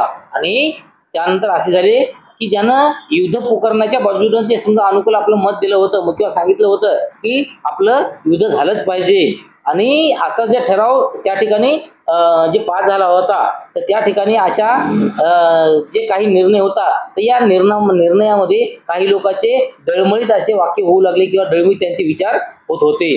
परंतु ज्या अल्पसंख्याकांनी त्या निर्णयाविरुद्ध मत व्यक्त केले होते त्यांच्या पुढे प्रश्न निर्माण झाला. त्यांच्या पुढे प्रश्न होता, बहुसंख्याकांपुढे नमावे की नमू नये. आणि जेव्हा त्यातील काही जे सभासद होते ते सभा असं विचार करू लागले की कोलिया देशात हे खूप सारे सैनिक आहेत, खूप सारे त्याचे कोलियाचे सभासद आहेत, यामुळं आपण त्यांच्या समोर नमूयात की नमू नयेत असं त्या ठिकाणी विचार करू लागले. परंतु ज्या अल्पसंख्याक वाल्यांनी निश्चय केला होता की बहुमत वाल्याच्या पुढे नमायचे नाही, आणि याच कारणामुळे सभेत उपस्थित राहण्याचा त्याने निर्णय घेतला होता. आणि म्हणून आपल्याला कोणासमोर नमायचे नाही, म्हणून त्या सभासदाच्या बैठकीला सर्वांनी गेले पाहिजे या हेतूने खूप जण त्या ठिकाणी हजर झाले होते. दुर्दैवाने त्यांच्यापैकी कुणालाही असे उघडपणे सांगण्याचे मनधैर्य नव्हते. कदाचित त्यांना बहुमतवाल्याचा विरोध करण्यापासून होणाऱ्या परिणामाची जाणीव होती. म्हणजे जेव्हा सभासद म्हणून जेव्हा याच्यामध्ये समाविष्ट करून घेत गेले त्यावेळी त्यांना काही नियम सांगण्यात आले होते की तू देश हितासाठी किंवा शाखेच्या हितासाठी कामं केली पाहिजेस, नाहीतर तुझं सभासदपद हे सुटून जाईल. आणि या भीतीने बरेच जण तिच्यामध्ये फक्त कामापुरता हो म्हणू लागले, पण त्याच्या मनातून ते युद्ध करावयास तयार नव्हते.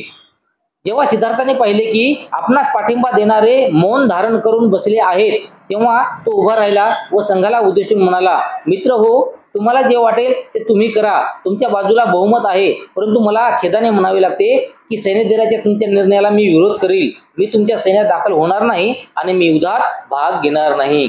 आणि त्यावेळेस काही लोक जे होते त्या संघाचे जे काही नियम होते त्या नियमाला भिवून काही आपले तोंड उघडत नव्हते, शांत बसले होते. आणि हे सिद्धार्थाने ओळखले, जे सिद्धार्थाच्या बाजूने होते ते सुद्धा शांत बसले होते. म्हणून सिद्धार्थाने ते ओळखलं, आणि ओळखल्यानंतर सिद्धार्थानं काय म्हणलं, त्या ठिकाणी म्हणलं की मित्र हो, तुम्हाला जे बी काही निर्णय घ्यायचा, तुम्हाला जे बी काही ठराव घ्यायचा ते तुम्ही घेऊ शकता. तुम्ही युद्ध करायचे ते युद्ध करू शकता, परंतु माझा जे आहे या गोष्टीला अखेरपर्यंत विरोधच राहणार आहे. आणि त्यामुळं मी तुमच्या या युद्धाच्या भरतीमध्ये समाविष्ट होणार नाही किंवा त्याचा सभासद मी होणार नाही. सिद्धार्थ गौतमाला उत्तर देताना सेनापतीने म्हटले, संघाचा सदस्य होताना तू घेतलेल्या शपथेची आठवण कर. तू त्यापैकी एक जरी शपथेचा भंग केला तरी तुला लोकनिर्देशला तोंड द्यावे लागेल. म्हणजे त्यानंतर सेनापती सिद्धार्थाला काय म्हणाला की सिद्धार्थ, तू जेव्हा या संघामध्ये प्रवेश केला होता त्यावेळेस तुला मी काही नियम सांगितले होते, आणि त्या नियमाला धरून तू या ठिकाणी आम्हाला साथ दिली पाहिजे. आणि समजा आम्हाला तू जर साथ नाही दिलीस तर मात्र या शाक्यामधील आपल्या राज्यामधील सर्व लोक तुला शिव्या देतील. तुला त्या प्रत्येक गोष्टीला प्रत्येकाच्या तोंडाला तोंड द्यावं लागेल, प्रत्येकाच्या प्रश्नाला उत्तर द्यावं लागेल, हे तू तुझं बघ. तेव्हा सिद्धार्थाने उत्तर दिले, होय, मी माझ्या तन मन धनाने शाखेचे हित रक्षण करण्यासाठी वचनबद्ध आहे, पण हे युद्ध शाखेच्या सुहिताचे आहे असे मला वाटत नाही. शाखेच्या सुहितापुढे मला लोकनिर्देशी काय परवा. आणि त्यावेळेस सिद्धार्थाने मात्र काय उत्तर दिलं की होय, मला तुम्ही जे नियम सांगले होते ते सर्व नियम लक्षात आहेत, परंतु तुम्ही जे युद्ध करता ते युद्ध हे कधीही युद्ध आपल्या कामाचे नसते किंवा आपल्याला फलदायी ठरणार नाही असं मला वाटते. परंतु जर माझ्या या निर्णयाच्या विरोधात जाऊन तुम्ही युद्ध करणार आहात आणि त्या युद्धामुळे जर काही लोकांची जीव जाणार आहेत तर त्या जीवाच्या पुढं जे मला लोकांना तोंड द्यावं लागत आहे ही फार छोटी गोष्ट आहे. त्यामुळे मी तुमचा विरोध करल. तेव्हा कोलियाबरोबर सतत तंटा करीत राहण्याच्या कारणावरून शाक्य व कौशल्यपतीच्या हातचे कसे खेळणे बनले आहेत यांची आठवण करून देऊन सिद्धार्थाने संघाला सावधगिरीचा इशारा दिला. तो म्हणाला हे समजणे कठीण नाही की कौशल राजाला हे युद्ध शाक्याचे स्वतंत्र अधिकाधिक करण्यासाठी आणखी एक सबळ कारण निर्माण करणं होईल. म्हणजे त्या ठिकाणी पूर्ण शाक्यालाच युद्ध करण्यासाठी आणखी एक पायरी त्या ठिकाणी निर्माण होईल किंवा अशी घटना निर्माण होईल असं सुद्धा त्या ठिकाणी सिद्धार्थाला सांगण्यात आले. आणि सेनापतीचा राग आला आणि सिद्धार्थाला उद्देशून तो म्हणाला, म्हणजे त्यानंतर एवढं म्हटल्यानंतर काय झालं माहितीये का की सेनापतीला राग आला आणि रागामधून सिद्धार्थाला काय म्हणाला की तुझे हे भाषण कौशल्य तुझ्या उपयोगी पडणार नाही. बहुमताने घेतलेल्या संघाच्या निर्णयाचे तू पालन केलेच पाहिजे. म्हणजे तू जे काही इथं भाषण करायला किंवा तू काही आम्हाला ते समजून सांगायलास तर हे तुझ्या कामी पडणार नाही ना, संघाच्या कामी पडणार नाही. त्यामुळे तू संघामध्ये प्रवेश केलेला आहेस, त्यामुळे तू युद्धात सामील व्हायलाच पाहिजे. कदाचित तुला असे वाटत असेल की कौशल राजाच्या अनुज्ञेपासून संघाची आज्ञा बोलणाऱ्यांना देहांताची किंवा देशत्यागाची शिक्षा संघ देऊ शकत नाही. आणि त्यामुळे ते परत असे काय म्हणले की बाबा तू युवराज आहेस, तू शुद्धनाचा पुत्र आहेस, त्यामुळे तुला असं वाटत असेल की अगोदरचे काही जे नियम होतं ते नियम तोडल्याच्या नंतर जसं गृहत्यागाची किंवा देहदंडाची शिक्षा जी त्या सभासदांना मिळत असते तर ती तुला मिळणार नाही असं तुला वाटत असेल. पण यापैकी कोणतीही एक शिक्षा तुला संघाने जरी फरमाविली तरी कौशल राजा त्यास आपली अनुमती देणार नाही. म्हणजे इथली कोणतीही एक तुला समजा एक भोगावत लागल, काही ना काहीतरी तुला ते तिथलं भोगावत लागल असं सिद्धार्थाला त्या ठिकाणी सांगण्यात आलं.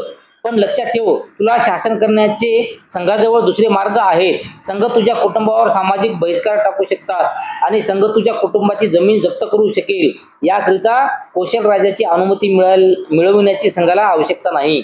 आणि जरी समजा हा जो वाद आहे किंवा तू जो आम्हाला विरोध करत आहेस ही जे घटना आहे हे घटना राजापर्यंत जरी नाही गेली तरी संघाला सुद्धा एवढे अधिकार आहेत की ते संघ तुझ्या पित्याची म्हणजे तुझ्या वडिलाची जे काही प्रॉपर्टी आहे तर ते प्रॉपर्टी जप्त करू शकते किंवा तुमच्यावर सामाजिक बहिष्कार सुद्धा टाकू शकते असं त्या ठिकाणी सिद्धार्थाला बोलल्या जाते. परंतु कोलियाचे युद्ध करण्याच्या संघाच्या योजनेला विरोध करीत राहिल्यामुळे दुष्परिणाम भोगावे लागतील याची सिद्धार्थाला जाणीव होती. म्हणजे सिद्धार्थाला माहित होतं की मी यायला विरोध केला म्हणजे मला कोणता ना कोणता सजा बिलकुल मिळणारच आहे. या 3 पर्याय विचारात घ्यावे लागले. एक, सैन्यात दाखल होऊन युद्धात सामील होणे. म्हणजे सिद्धार्थाला 3 प्रकारचे विचार करावे लागले. तर त्यातला एक विचार म्हणजे काय की आपण त्या युद्धाच्या सैन्यामध्ये दाखल झालं पाहिजे आणि युद्ध केलं पाहिजे. आणि दुसरा पर्याय म्हणजे देहांत शासनाला अथवा देशत्यागाला संमती देणे. त्यानंतर दुसरा पर्याय काय होता त्यांच्या पुढे की एक तर देशत्याग करणं किंवा देहदांत म्हणजे देहाची शिक्षा देहदंडाची शिक्षा भोगावी लागणार. आणि तिसरा आपल्या कुटुंबियावर सामाजिक बहिष्कार ओढवून त्यांच्या मालमत्तेची जप्ती होण्यास तयार होणे. म्हणजे तिसरा पर्याय असा होता की त्यांच्या जी कुटुंबाची काही प्रॉपर्टी असेल तर ती प्रॉपर्टी जप्त करून त्यांच्यावर बहिष्कार सुद्धा टाकण्याचं. म्हणजे असे 3 मार्ग होते जे सिद्धार्थाला कोणता ना कोणता एक पर्याय तिथं निवडावाच लागणार होता. त्यामुळे पहिला पर्याय न स्वीकारण्याबद्दल त्यांचा निर्धार होता. त्यामुळे काय झालं की जो पहिला निर्णय होता की पहिला निर्णय काय होता की युद्धामध्ये सामील व्हायचा, तर तो युद्धामध्ये सामील व्हायचा पर्याय सिद्धार्थाने नाकारला. आणि तिसरा जो पर्याय होता तर तो तिसरा पर्याय जे म्हणजे आपल्या पित्याची जी प्रॉपर्टी असेल ती प्रॉपर्टी जप्त करून त्यांना सामाजिक बहिष्कार करण्याचा जे पर्याय होता तर या पर्यायाला सुद्धा सिद्धार्थाने नाकारलं. आणि त्यामुळे त्यांच्या पुढं फक्त एकच पर्याय 2 नंबरचा उरला. तर ते दुसरा पर्याय सिद्धार्थाने मान्य केला की एक तर मला देहांताची शिक्षा द्या किंवा मी हे देश त्याग करून बाहेर निघून जातो. त्यानुसार सिद्धार्थ संघाला उद्देशून म्हणाला, कृपा करून माझ्या कुटुंबियांना शासन करू नका. आणि त्यानंतर तिच्यामध्ये जे 2 जे हे होते समजा की देश त्याग करायचं समजा हे होतं तर त्यामुळे सिद्धार्थ त्या ठिकाणी काय म्हणाला की माझ्या वडिला तुम्ही कोणत्याही प्रकारचे कष्ट देऊ नका, कोणत्या प्रकारचं काही अपराधी ठरू नका. तर हा जो विचार आहे तो माझा आहे. आणि त्यामुळे सामाजिक बहिष्काराच्या आपत्तीत लोटून त्यांना दुःख देऊ नका. त्यांच्या उपजीविकेचे एकमेव साधन असलेली त्यांची शेती हिसकावून घेऊ नका आणि त्याला उपासमारीवर टाकू नका. ते निरापराध आहेत, म्हणजे त्यांचा काही दोष नाही, हे सर्व काही दोष आहे ते माझा आहे. त्याच्यामुळं त्यांची प्रॉपर्टी तुम्ही जप्त करू नका असं त्या ठिकाणी सिद्धार्थ म्हणतो.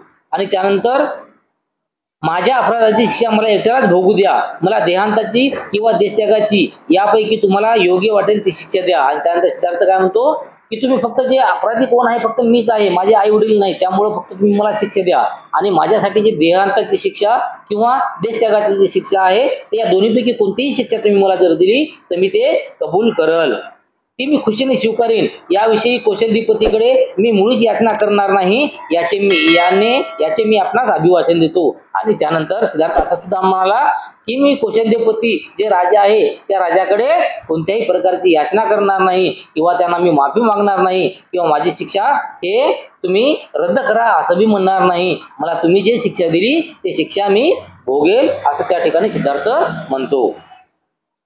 त्यानंतर सेनापती म्हणाला तुझे म्हणणे मान्य करणे कठीण आहे, कारण जरी तू देहांताची किंवा देशत्यागाची शिक्षा भोगण्यास स्वच्छेने तयार झाला तरी तू ही गोष्ट कौशल्यपती समजणारच आणि तो असाच निष्कर्ष काढील की ही शिक्षा संघाने दिली आहे आणि त्यामुळे तो संघाला जाब विचारेल.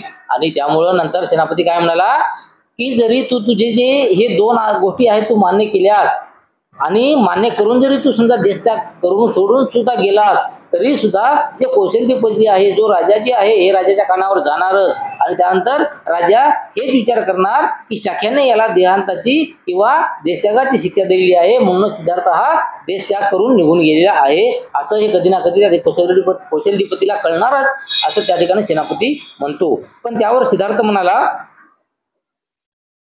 ही जर अडचण असेल तर मी एक मार्ग सुचवितो, मी परिवारजक होतो आणि हा देश सोडून जातो, तो एक प्रकारचा देशत्यागच होय. आणि त्यावेळेस सिद्धार्थानं काय सुचवलं की ठीक आहे तुम्हाला जर अशी भीती असेल की मी गेल्याच्या नंतर मी कौशल्यपती जे राजा आहे ते राजा म्हणाल की तुम्हीच मला हाकलून दिलं, मला देशत्याग करायला लावला म्हणून मी गेलो असं तुमच्यावर आरोप ठेवील, त्यामुळे मी एक काम करतो, मी परिवर्जा घेतो आणि परिवर्जा घेऊन निघून जाते, म्हणजे परिवर्जा घेतल्याच्या नंतर कोणीही असं म्हणणार नाही की मला देशत्यागाची शिक्षा तुम्ही दिलेली आहे म्हणून, आणि मी परिवर्जा घेतो आणि या देशातून कुठेतरी निघून जातो असं त्या ठिकाणी सिद्धार्थ गौतम म्हणतो. सेनापतीला वाटले की हा एक चांगला मार्ग आहे, तथापि सिद्धार्थाला हा मार्ग दृष्टीत उतरवता येईल किंवा काय याबद्दल त्याला अद्यापही शंका होती. परंतु हे जे सिद्धार्थानं सांगितलं की मी परिवर्जा घेईल आणि येथून निघून जाईल तर हे सेनापतीला चांगलं वाटलं, पण चांगलं वाटून सुद्धा काही नव्हतं तर त्याला एक प्रश्न सुद्धा होता की खरंच मी याला जर हो म्हणालो तर सिद्धार्थ हा निघून जाईल की नाही जाईल असा प्रश्नचिन्ह सुद्धा त्या याच्या संघाच्या समोर होता. म्हणून सेनापतीने सिद्धार्थाला विचारले तुझ्या आई वडिलाची आणि पत्नीची संमती घेतल्या वाचून तुला परिवारजक कसे होता येईल. त्यावेळी सेनापतीने काय विचारलं की तुझे परिवारजक होणार म्हणून सांगायलास तर तुझे जे आई वडील आहेत किंवा तुझी जी पत्नी आहे तुझे लग्न झालेलं आहे, लहान बाळ आहे तुला, तर या सर्वांची तुला संमती घ्यावं लागल, संमती घेतल्याविषयी शिवाय तू परिवारजक कसा काय होऊ शकशील, तर आपण त्याची संमती मिळवण्याचा आटोकाट प्रयत्न करू असे सिद्धार्थाने त्यांना अभिवचन दिले. म्हणजे त्यानंतर सिद्धार्थाने त्याला वचन दिलं की मी काहीही करल परंतु माझी पत्नी आणि माझे आई वडील यांची परवानगी मी मिळवील. आणि नंतर तो म्हणाला त्यांची संमती मिळो वा ना मिळो हा देश चोरी सोडून जाण्याचे मी तुम्हाला वचन देतो. आणि त्यानंतर सिद्धार्थ असेही म्हणतो की मला ज्या माझ्या आई वडिलांची किंवा पत्नीची परमिशन मिळेल अथवा न मिळेल, काही असो मिळो किंवा न मिळो, परंतु माझा एक मत आहे, ठाम मत आहे की मी हे देश त्याग करून जाणारच आहे, मी ही परिवर्जा घेऊन येथून निघून जाणारच आहे. सिद्धार्थाने सुचलेला मार्ग हाच या बिकट समस्येतून सुटण्याचा उत्तम मार्ग आहे असे संघाला वाटले आणि त्याने तो मान्य केला. आणि त्यानंतर ही जी परिवर्जा सिद्धार्थ घेणार होता तो जो मार्ग आहे हा मार्ग सर्व संघाला आवडला आणि सर्व संघानं ते कबूल केलं. सभेचे कार्य संपल्यानंतर संघसभा विसर्जित होण्यापूर्वी एक तरुण शाखेस आपल्या जागेवर उठून उभा राहिला आणि म्हणाला कृपा करून माझं म्हणणं ऐका, मला काही महत्वाची गोष्ट सांगायची आहे. आणि हे सर्व बैठक झाली. बैठक झाल्याच्या नंतर सर्वात शेवटी जेव्हा लोक काही उठू लागले, ते काही सभासद उठू लागले, त्यावेळेस यातला एक व्यक्ती उठला आणि उठून तो म्हणाला की कृपया करून तुम्ही खाली बसा, मला तुम्हाला काही सांगायचं आहे जे आपल्या संघामध्ये महत्वाचं आहे, असं मी तुम्हाला काही सांगायचं आहे, त्यामुळे माझं थोडंसं म्हणणं ऐकून घ्या. तेव्हा बोलण्याची परवानगी मिळाल्याच्या नंतर तो म्हणाला सिद्धार्थ गौतम आपले वचन पाळील आणि त्वरित देशत्याग करील याबद्दल मला शंका नाही. त्यावेळेस ते माणूस किंवा ते व्यक्ती काय म्हणाला की जो सिद्धार्थ म्हणतोय की मी देशत्याग करून जाईल, मी परिवर्जा घेऊन इथून निघून जाईल, तर तो जे बोलतो तर ते बिलकुल करेल यात कुठलीही शंका नाही. परंतु तथापि एक प्रश्न माझा आहे की ज्याच्यामुळे माझे समाधान होत नाही आणि ते मला एक प्रश्न पडलाय की त्या प्रश्नाचं समाधान होत नाही, त्यामुळे मी प्रश्न तुमच्या समोर ठेवतोय. आता ज्या अर्थी सिद्धार्थ येथून लवकरच दृष्टीआड होणार आहे, त्या अर्थी कोलिया विरुद्ध युद्धाची घोषणा ताबडतोब करण्याचा संघाचा विचार आहे काय? तेव्हा तो व्यक्ती काय म्हणतो की आता लगेच सिद्धार्थ देशत्याग करून जाणार आहे, परिवर्जा घेऊन जाणार आहे. आणि मग सिद्धार्थ जर परिवर्जा घेऊन किंवा देशत्याग करून गेला तर गेल्या गेल्याच आपण कोलिया विरुद्ध युद्ध लढले पाहिजे, असं काही आपल्या संघाचं मत आहे का? या प्रश्नाचा संघाने अधिक विचार करावा अशी माझी इच्छा आहे. काही झाले तरी सिद्धार्थ गौतमाच्या देशत्यागाची माहिती कौशलधिपतीला कळणारच आहे. जर कोलिया विरुद्ध शाक्यांनी इतक्याच युद्ध पुकारले तर कोलियाशी युद्ध करण्याच्या विरुद्ध सिद्धार्थ असल्यामुळे त्याला देशाचा त्याग करावा लागला असे कौशलधिपतीला वाटेल, हे आमच्या दृष्टीने चांगले ठरणार नाही. आणि त्यानंतर ती व्यक्ती काय म्हणाला की सिद्धार्थ आता निघून जाणार आहे आणि आपण जर युद्ध लगेच ताबडतोब जर केलं तर ही जी गोष्ट आहे ती कौशलधिपतीच्या किंवा राजाच्या कानावर जाणारच. आणि मग राजाला कळणारच आहे की ही युद्ध होणार होतं आणि या युद्धाच्या सिद्धार्थ हा विरोधक होता, म्हणून त्याला संघानं शिक्षा दिली असावी आणि तो हे देश त्याग करून निघून गेला असावा, असं त्या राजाला कळणारच आहे. म्हणून मी पुन्हा सुचवितो की सिद्धार्थ गौतमाचा देशत्याग व कोलियाशी प्रत्यक्ष युद्धाचा प्रारंभ यांच्यात काही काळ जाऊ द्यावा, म्हणजे कौशलधिपतीला या दोन घटनांमध्ये संबंध जोडण्यास वाव मिळणार नाही. म्हणून परत ते व्यक्ती काय म्हणला की सिद्धार्थ आता परिवर्जा घेऊन जाणार आहे, देशत्याग करून जाणार आहे, तर सिद्धार्थ आता जाणार आणि त्याच्या बराच काळ लोटू द्या, बरेच काळ जाऊ द्या आणि त्याच्यानंतर तुम्ही युद्धाचे भूमिका घ्या. म्हणजे युद्धाची भूमिका आणि सिद्धार्थाचा देशत्याग जे आहे तर यामध्ये बराचसा वेळ गेल्यामुळं जे राज्य आहे तर या राज्याला या युद्धामुळेच किंवा या झालेल्या मीटिंगमुळे सिद्धार्थाला देश त्याग करावा लागला. याचं जे काही वाव आहे ते वाव त्याला मिळणार नाही किंवा त्यांच्या लक्षात येणार नाही की युद्ध आणि यांचं जे परिवर्ज आहे हे एकाच घटनेचे दोन बाजू आहेत, असं त्या ठिकाणी त्या व्यक्तीने म्हणलं. आणि ही गोष्ट संघाला पटली. ती फारच महत्त्वाची सूचना आहे आणि तत्कालीन निर्णयाच्या दृष्टीने ही सूचना स्वीकारण्याची त्यांनी संघाने मान्य केली आणि हे सर्व संघाला पटलं आणि सर्व संघानं पटलं, त्यामुळे सर्व संघानं ते मान्य सुद्धा केलं. आणि अशा प्रकारे शाक्य संघाची ही दुःख पर्यायाची सभा संपली आणि त्याचा विरोध होता, परंतु तसे सांगण्याचे त्यांना धैर्य नव्हते. अशा अल्पसंख्य सदस्यांनी हा भयानक परिणामाच्या आपत्तीतून पार पडल्याबद्दल सुटकेचा निश्वास सोडला. आणि अशा प्रकारे या ठिकाणी युद्ध थांबलं आणि युद्ध थांबल्याच्या नंतर जे काही लोक सिद्धार्थाच्या बाजूने होते, जे युद्ध करवत नव्हते किंवा करू देणार नव्हते, तर असे काही लोक होते ते फक्त आपल्यावर काही जी अटी आहेत, आपल्यावर काही जी बंधनं आहेत, त्या बंधनाच्या विरोधात जर गेलं तर आपण जे शाक्याचे जे सभासद आहे ते पद आपलं जाईल या भीतीने ते खोटं हो म्हणत गेले. तर त्यांनी सुद्धा सुटकेचा निश्वास सोडला. म्हणजे त्यांना सुद्धा भीती होती की जर समजा आपण युद्ध जर पुकारलं तर युद्ध पुकारल्याच्या नंतर त्याचे किती लोक मरतील लढाईमध्ये आणि आपले लोक किती मरतील आणि याच्यामध्ये आपला सुद्धा जीव जाऊ शकतो, यांची सुद्धा त्या काही सभासदांना भीती होती. त्यामुळं ते जे सभासद होते हे निश्चित झाले. आता त्यानंतर बघायचं आपल्याला सिद्धार्थाचा निरोप. शाक्य संघाच्या सभेत जे काही घडले त्याचा वृत्तांत सिद्धार्थ गौतमाच्या घरी परतण्यापूर्वी बराच वेळ अगोदर राजवाड्यात पोहोचला होता आणि या शाक्याच्या बैठकीमध्ये काय काय घडलं, काय काय नाही, बैठक कशा गोष्टीवर घेण्यात आली आणि बैठकीमधून काय निष्पन्न झालं हे सर्व हकीकत सिद्धार्थ घरी जाण्याच्या पूर्वी त्यांच्या आई वडिलाला किंवा त्यांच्या पत्नीला कळाली. कारण घरी परतता सिद्धार्थ गौतमांनी पाहिले की त्यांचे माता पिता रडत आहेत व ते फार दुःखमय झालेले आहेत. आणि सिद्धार्थानं जसे घरी गेले तर त्यांना असं दिसलं की घरी जाता क्षणी समोर जेव्हा आई वडिलाला बघितलं तर तेव्हा त्यांचे आई वडील हे लढत होते आणि हे सिद्धार्थाला दिसले. शुद्धोधन म्हणाला, आम्ही युद्धाच्या दुष्परिणामाची चर्चा करत होतो, पण तू या थरापर्यंत जाशील हे मला कधीच पटले नाही. आणि सिद्धार्थाचे वडील म्हणजे शुद्धोधन काय म्हणत होते की तुम्ही युद्ध करसाल हे आम्हाला खरं वाटू लागलं, परंतु तू त्या युद्धाच्या विरोधात जाशील आणि ही टोकाची भूमिका घेशील हे आम्हाला कधीच वाटलं नाही, असं त्या ठिकाणी शुद्धोधन म्हणतो. तेव्हा सिद्धार्थाने उत्तर दिले, मला सुद्धा गोष्टी या थराला जाऊन पोहोचतील असे वाटले नव्हते. त्यावेळेस सिद्धार्थ सुद्धा काय म्हणाला की मला सुद्धा असे वाटले नव्हते की ही गोष्ट एवढ्या थराला जाऊन पोहोचेल, एवढ्या टोकाला जाऊन पोहोचेल. आणि शांततेच्या समर्थनासाठी माझ्या युक्तिवादाने मी शाक्याची मनी वळवू शकेन अशी मला आशा होती. आणि मला वाटत होतं की हे जे शाक्याचा काही जे विचार होता युद्धाचा, तर त्यांना मी समजून सांगेल आणि माझं सांगणं त्याला कुठं ना कुठेतरी पटेल आणि मी त्यांचे जे म्हणणं आहे ते म्हणणं वळवेल. त्यांचं जे युद्ध करण्याचे जे विचार आहे ते विचार मी त्यांचा बदलेल असं मला कळू लागलं, परंतु तसं झालं नाही. दुर्दैवाने आपल्या सेनाधिकाऱ्याने आपल्या लोकांच्या भावना अशा काही चेताविल्या होत्या की माझ्या म्हणण्याचा त्यांच्यावर काही एक परिणाम झाला नाही. आणि या शाक्याच्या संघामध्ये आपले जे सेनापती होते त्या सेनापतींनी प्रत्येक सभासदाचं मन असं चेतावलं होतं किंवा त्यांच्या कानामध्ये किंवा त्यांच्या मनामध्ये असं काही भरलं होतं की त्यामुळं प्रत्येक जण हे त्यांच्याच बाजूने गेला आणि सर्वांनी युद्धच करायचं असं कबूल केलं. तथापि मी परिस्थितीला अधिक बिघडण्यापासून कसे सावरू धरले हे आपल्या लक्षात आले असेलच. सत्य आणि न्याय यापासून मी प्रवृत्त झालो नाही आणि सत्याचा आणि न्यायाचा मी पुरस्कार केल्यामुळे जी काही शिक्षा करण्यात येणार होती ती माझ्या स्वतःवरच ओढून घेण्यात यशस्वी झालो.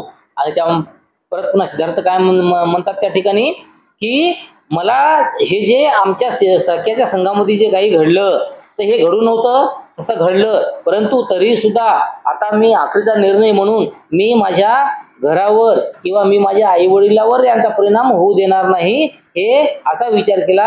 आणि हे सर्व जे काही संकट आहे तर ते संकट फक्त स्वतः माझ्या एकट्यावरच ओढून घेतलं असं या ठिकाणी सिद्धार्थ सांगतो. शुद्धोधनाचे या योगाने समाधान झाले नाही. तो म्हणाला आमचे काय, तू होणार याचा तू विचारच केला असशील. तेव्हा सिद्धोधन काय म्हणतो की तू जे इथं काही जे आता घडवलं आहे, तू जे काही करणार आहेस त्यामुळं आमच्या मनावर काय परिणाम होणार आहे याचा तू विचार काही केलास का. पण मी याच कारणामुळे परिवारजक होण्याचे स्वीकारले, सिद्धार्थाने उत्तर दिले. परंतु त्यानंतर सिद्धार्थाने काय उत्तर दिलं की मी याच कारणाने परिवारजक होण्याचं ठरवलेलं आहे. शाक्याने जर तुमची जमीन जप्त करण्याची आज्ञा दिली असती तर त्याचा काय दुष्परिणाम झाला असता याचा तर आपण विचार करा. तेव्हा सिद्धार्थ आपल्या शुद्धोधन वडिलाला असे म्हणतात की जर समजा हे मी जर परित्यागाची किंवा परिवर्जेची हे केली समजा निर्णय घेतलेला आहे, हे परिवर्जेचा निर्णय जर घेतला नसता तर कदाचित शाक्य संघाने तुम्हाला तुमच्या प्रॉपर्टी जप्त करण्याची आज्ञा दिली असती किंवा तसा आदेश दिला असता आणि तुमची जर प्रॉपर्टी किंवा ती जमीन आहे ती जमीन जर समजा जप्त केली असती तर तुमच्यावर काय परिणाम याचा झाला असता हे त्याच्यापेक्षा अवघड आहे. पण तुझ्याशिवाय आम्हाला या जमिनीचा काय उपयोग आहे, शुद्धोधन आक्रांकुत म्हणाले. त्यानंतर म्हणजे शुद्धोधन जे आहे लढून आणि दुःखभर आपलं मन करून त्या ठिकाणी म्हणाले की ज्या अर्थी तू परिवर्जा घेऊन संन्यास घेऊन निघणार आहेस आणि तू गेल्याच्या नंतर ही एवढीची जमीन आहे, हे एवढीचे काही धन दौलत आहे, हे आमच्या काय कामाची राहणार आहे. सगळ्या कुटुंबानेच हा शाक्याचा देश सोडून तुझ्या बरोबर अज्ञातवासात का जाऊ नये. आणि तेव्हा सिद्धोधन असे सुद्धा म्हणाले की तुझं जे कुटुंब आहे म्हणजे तुझी आई आहे, वडील आहे, पत्नी आहे, तर या सर्वांनी या जमिनीचा म्हणजे या सर्वांना या जमिनीचा या प्रॉपर्टीचा धनदौलतीचा काय प्रश्न उरणार आहे. त्यामुळं तुझ्यासोबत आम्ही सगळेच परिवारजक होऊन किंवा संन्यास घेऊन का जाऊ नये, देश त्याग करून का जाऊ नये असं त्या ठिकाणी सिद्धार्थाला सिद्धोधन म्हणतात.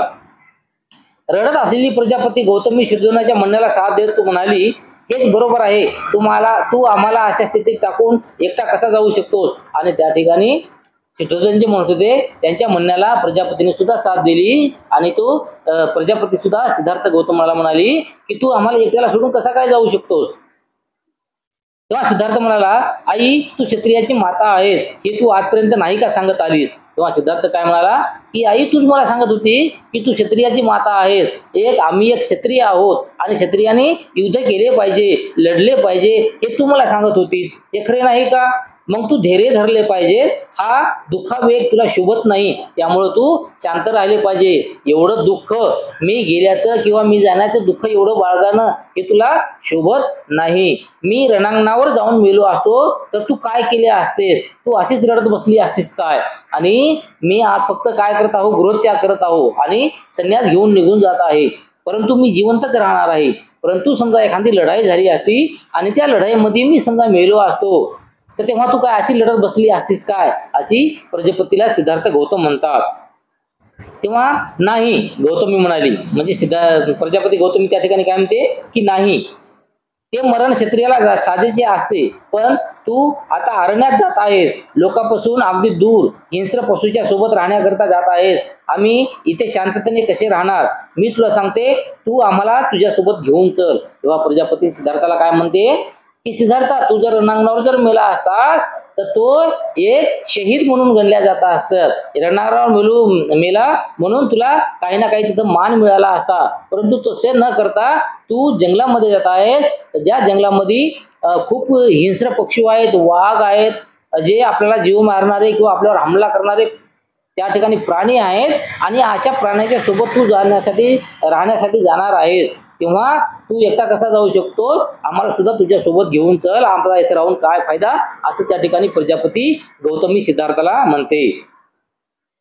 मी तुम्हा सर्वांना कसा काय बरोबर घेऊन जाऊ, बरोबर नेऊ, नंद अगदीच लहान मूल आहे, माझा पुत्र राहुल नुकताच जन्मला आहे, त्यांना येथे ठेवून तू येऊ शकतेस काय. तेव्हा सिद्धार्थाने उत्तर दिले. तेव्हा सिद्धार्थ काय म्हणाला की तू आमच्यासोबत कसे काय येऊ शकतेस, कारण तुला माहित आहे की नंद जो माझा भाऊ आहे, जो प्रजापतीच्या पोटी जन्मलेला मुलगा होता, तो मुलगा म्हणजे नंद, हा नंद लहान आहे, आणि तसंच मला सुद्धा मूल झालेलं आहे, आणि तो मूल सुद्धा खूप लहान आहे, तर यांना सगळ्याला तू कसं काय सोडून येऊ शकतेस.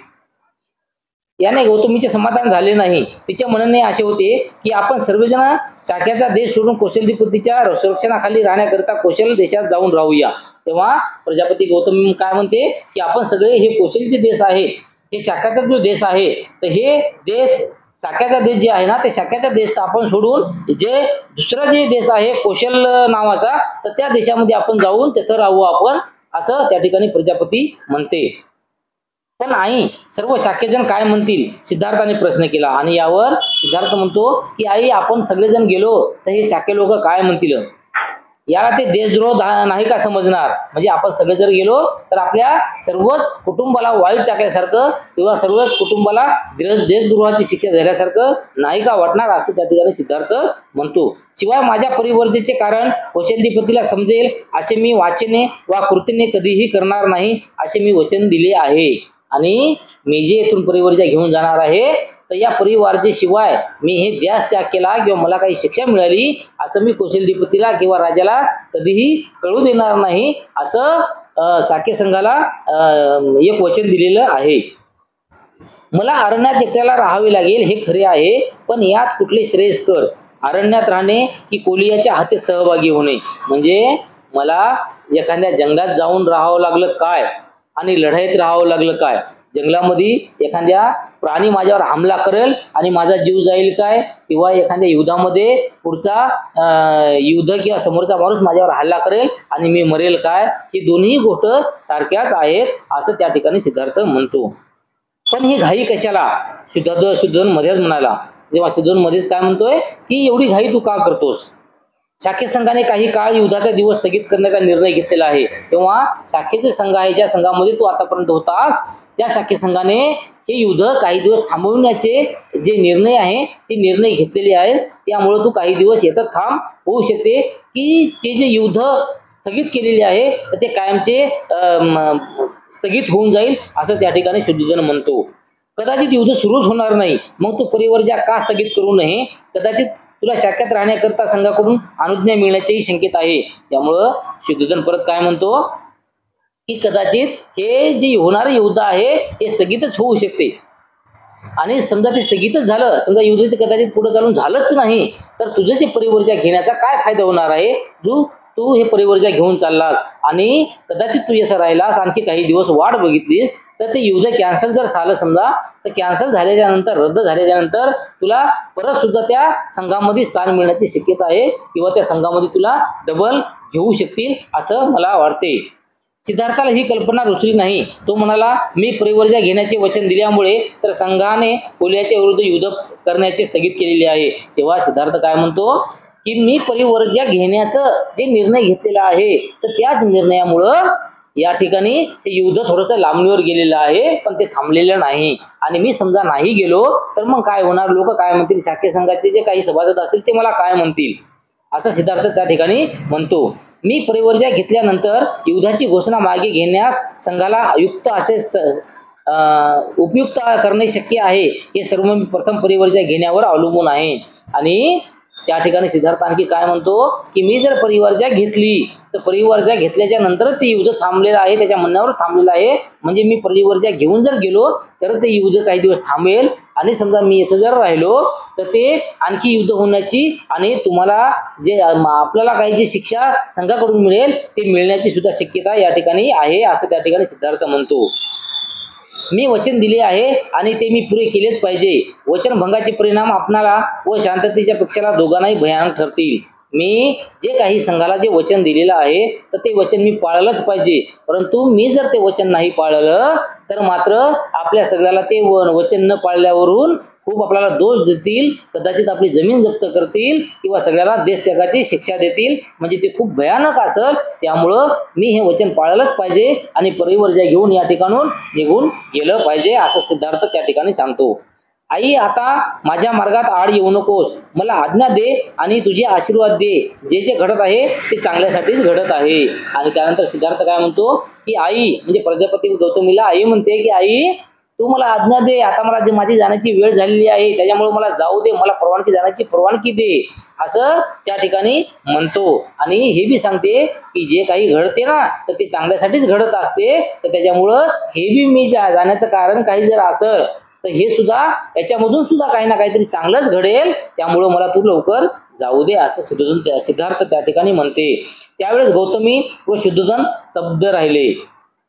आणि असं म्हणल्याच्या नंतर गौतमी, प्रजापती आणि शुद्धोधन हे दोघं शांत, स्तब्ध, धक्कादायक असे त्या ठिकाणी उभे टाकले. सिद्धार्थ यशोधरेच्या महालात गेला. तिला पाहून तो स्तब्ध राहिला. काय बोलावे व कसे बोलावे हे त्याला सूचना असे झाले. आणि येथून परवानगी घेतल्याच्या नंतर, आई वडिलांकडून परवानगी घेतल्यानंतर सिद्धार्थ हा कुठे गेला, आपली जे पत्नी यशोधरा होती त्या महालात गेला.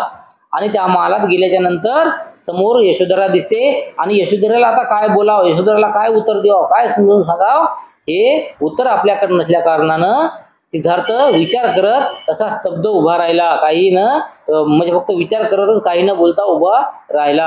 आणि यशोधरेने स्तब्धता भंग केली. आणि त्यानंतर दोघंही एकूण बोलत नाहीत हे बघून यशोधरेनं काय केलं की आपणच काहीतरी बोलावं. आता सिद्धार्थ तर आपल्याला काही बोलत नाही, तर आपणच काहीतरी बोललं पाहिजे. म्हणून यशोधरा पुढे आली बोलण्यासाठी. आणि ती म्हणाली, कपिल वस्तू येथे संघाच्या सभेत काय घडले ते सर्व मला समजलेले आहे. तर त्यानंतर यशोधरा सिद्धार्थाला काय म्हणते की तुमच्या साक्याच्या संघामध्ये काय काय घडलं आहे, तुमच्याबद्दल काय काय घडलेलं आहे हे सर्व मला माहिती झालेलं आहे.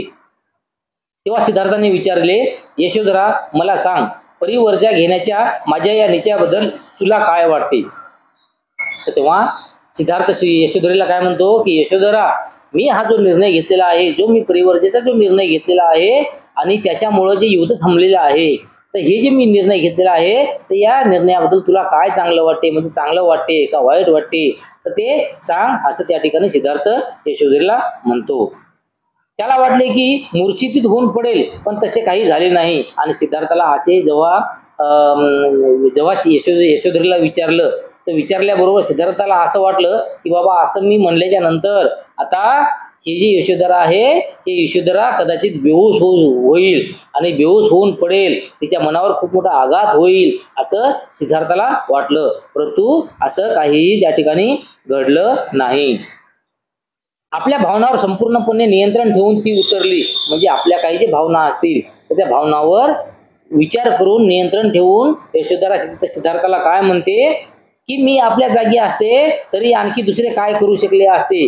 कोलिया विरुद्ध युद्ध करण्याच्या कामी मी निश्चितपणे भागीदारी झाली नसते. आणि त्या ठिकाणी यशोधरा सुद्धा आपल्या सिद्धार्थाला काय म्हणते की नक्कीच तुमच्या जागी त्या ठिकाणी जर मी सुद्धा असते तर मी सुद्धा हेच केलं असतं जे तुम्ही केलेलं आहे. आणि तुम्ही जे कोलियाच्या विरुद्ध युद्ध न पुकारण्याचा जे विचार केला तर हेच योग्य विचार आहे. आणि मी जी त्या ठिकाणी असतो तर मी सुद्धा कोलियाच्या विरुद्ध युद्ध पुकारण्यामध्ये त्यांच्यामध्ये सामील झालो नसतो किंवा माझं तसं मत नसतं असं त्या ठिकाणी यशोधरा म्हणाली. आपला निर्णय हा योग्य निर्णय आहे. माझी आपणाला अनुमती आहे आणि पाठिंबाही आहे. मी सुद्धा आपल्या बरोबर परिवर्जा घेतली असती. मी परिवर्जा घेत नाही यांचे कारण एकच, मला राहुलचे संगोपन करायचे आहे. आणि त्यानंतर यशोधरा काय म्हणाली की तुमचा जे निर्णय आहे ते निर्णय योग्यच आहे आणि तुम्ही बिलकुल परिवर्जा घेऊन जा आणि तुमच्यासोबत परिवर्जा घेऊन मी सुद्धा आली असती. परंतु मला एक गोष्ट आहे की एक नाराजी आहे की मला हे आपला जे बाळ राहुल आहे हे राहुल छोटासा आहे आणि त्यांचं संगोपन मला करायचं आहे आणि त्यांचं संगोपन करण्यासाठी मला इथे थांबलो पाहिजे, नाहीतर नक्कीच मी तुमच्यासोबत तिकडं आलो असतो असं त्या ठिकाणी यशोधरा सिद्धार्थाला म्हणते. आले नसते असे झाले नसते तर बरे झाले असते, पण आपण धीट आणि शूर बनून प्राप्त परिस्थितीला तोंड दिले पाहिजे. आपल्या मातापित्याविषयी व आपल्या पुत्राविषयी आपण मुळीच काळजी करू नका. माझ्या शरीरात प्राण असेपर्यंत मी त्याची देखभाल करल.